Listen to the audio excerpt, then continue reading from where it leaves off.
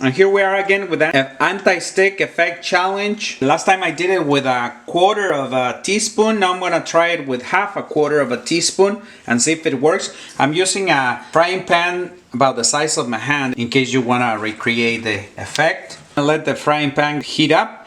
Now it's ready. We're going to add the oil.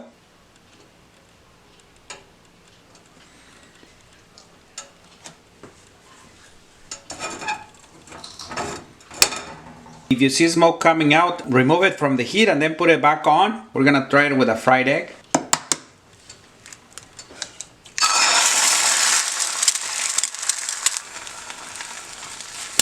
Now we're gonna try and see if the non-stick effect worked. If I can flip it and it doesn't stick, that means it worked.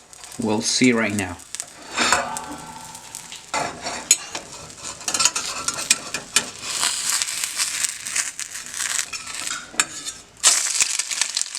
And it worked perfectly.